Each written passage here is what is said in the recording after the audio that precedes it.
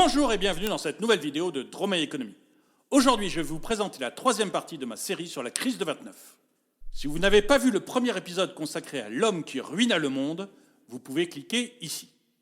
Souvenez-vous, Sir Montagu Norman, qui avait réussi à détruire l'industrie anglaise et à créer 1,2 million de chômeurs, est allé voir son ami de la Banque centrale américaine, Benjamin Strong.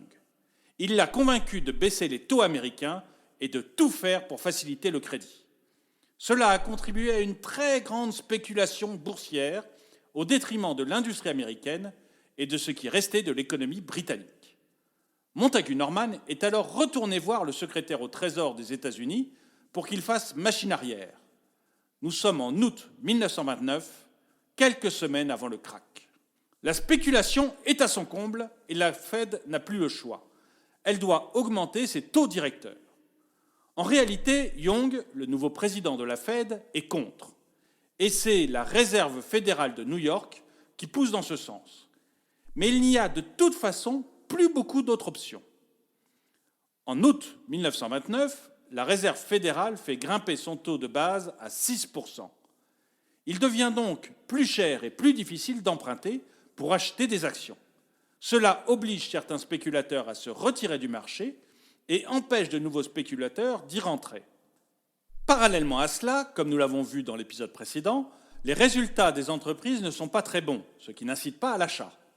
Par exemple, la production automobile chute de 622 000 véhicules à 416 000 entre mars et septembre 1929.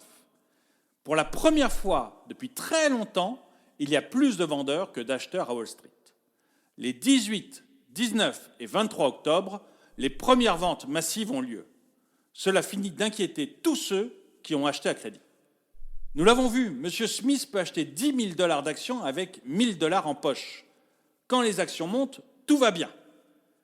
Mais si elles se mettent à baisser, mettons une première baisse de 10%.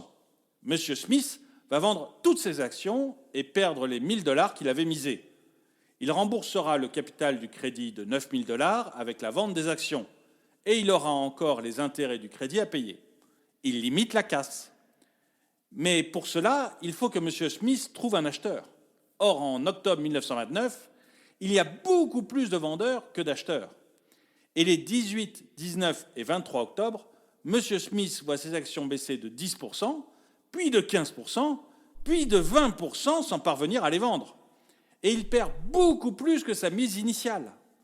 Il est donc prêt à vendre à n'importe quel prix pour arrêter la perte d'argent. Le temps du krach est venu. Le premier krach a lieu le jeudi 24 octobre 1929. Le matin, il n'y a presque plus d'acheteurs. Et le Dow Jones, le grand indice de Wall Street, perd 22% à midi. Un groupe de banquiers et d'industriels tente d'enrayer la débâcle. À leur tête, la banque JP Morgan, qui a déjà sauvé Wall Street lors de la panique bancaire de 1907. Ce groupe improvisé va acheter de grandes quantités d'actions pour soutenir les cours. C'est une réussite. Les cours remontent dans l'après-midi et la baisse de la journée n'est que de 2,1%. Mais le mal est fait. Beaucoup d'acheteurs à découvert se sont vus frôler la faillite. Leurs dents claquent encore et les plus émotifs doivent changer de pantalon. Et ce, d'autant plus que les cours réels sont connus avec plus d'1 heure de retard, du fait d'un trop grand volume d'échanges. Les volumes échangés atteignent 12,9 millions d'actions dans la journée, un record. Le volume normal, c'est 2 à 3 millions d'actions. Et le précédent record, c'était seulement 8,3 millions. Les 25 et le 26, les cours restent normaux. Le 27, un dimanche, la bourse est fermée. Mais le 28, rien ne va plus. La bourse dévisse à nouveau et le groupe mené par JP Morgan ne peut plus rien faire. 9,5 millions de titres sont échangés et le Dow Jones perd 13%. C'est un record qui ne sera battu qu'avec le krach de 1987. Le 28, 16 millions de titres sont échangés. Le Dow Jones perd 12%. Et les cotations sont connues avec plus de 2 heures de retard, ce qui accentue encore la panique.